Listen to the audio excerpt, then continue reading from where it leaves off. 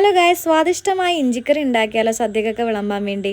അപ്പോൾ ഞാനൊരു ചീനച്ചട്ടി എടുക്കുന്നുണ്ട്. അതിനകത്തേക്ക് ആവശ്യത്തിനുള്ള ഓയിൽ ഒഴിച്ച് കൊടുത്തിട്ട് നമ്മളുടെ ഇഞ്ചി ഇതിനകത്തേക്ക് ഇട്ട് കൊടുക്കുന്നുണ്ട്. ഞാനിത് ഉരച്ചെടുത്ത ഇഞ്ചിയാണ്. ഒരു മുറി തേങ്ങ കൂടി ഇട്ട് കൊടുക്കുന്നുണ്ട് കേട്ടോ. നന്നായിട്ടൊന്ന് ഇളക്കിയതിന് ശേഷം ഒരു 2 സെക്കൻഡ് കഴിയുമ്പോഴേക്കും നമ്മളുടെ കറിവേപ്പില ഇതിനകത്തേക്ക് ഇട്ട് കൊടുക്കാം. നന്നായിട്ടൊന്ന് ഇളക്കി കൊടുക്കുക. സിമ്മിലിട്ട് വേണം നമ്മൾ ചെയ്യാനായിട്ട്.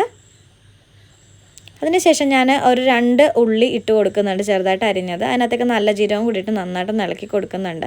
ഇതിനകത്തേക്ക് നിങ്ങൾ വെളുത്തുള്ളി ചേർക്കണം. എൻ്റെ കയ്യിൽ ഇതില്ലാഞ്ഞത് കൊണ്ടാണ് ഞാൻ ചേർക്കാത്തത്.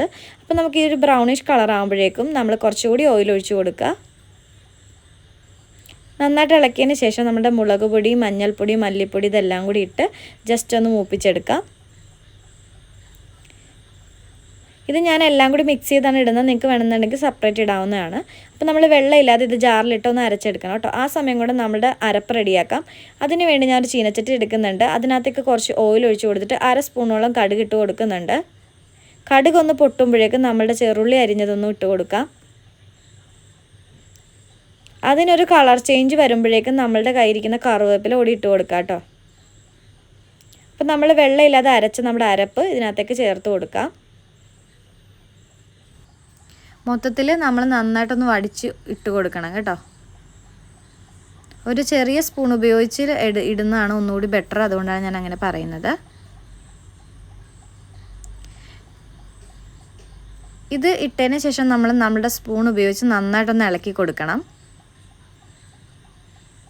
നമ്മൾ ആ ജാറുണ്ടല്ലോ, അതിനകത്തേക്ക് നമ്മൾ വാളംപുളി വെള്ളം പിഴിഞ്ഞൊഴിച്ചത് അതിനകത്തേക്ക് ഒഴിക്കുക. എന്നിട്ട് രണ്ടും കൂടി മിക്സ് ചെയ്ത് നമ്മളുടെ ആ അരപ്പിലേക്ക് ഒഴിച്ച് കൊടുക്കുക കേട്ടോ.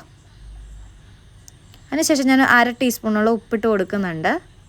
നന്നായിട്ട് ഇളക്കിയതിന് ശേഷം ഒരു 2 സെക്കൻഡ് കഴിയുമ്പോൾ നമ്മളുടെ കയ്യിരിക്കുന്ന ശർക്കര ഉണ്ട് കേട്ടോ, നല്ല ശർക്കരയാണ്. ആ ശർക്കര ഇട്ട് കൊടുക്കുന്നുണ്ട്. നമുക്ക് ഇഞ്ചിക്കറിക്ക് ഒരു മധുരിപ്പ് കിട്ടാൻ വേണ്ടിയാണ്.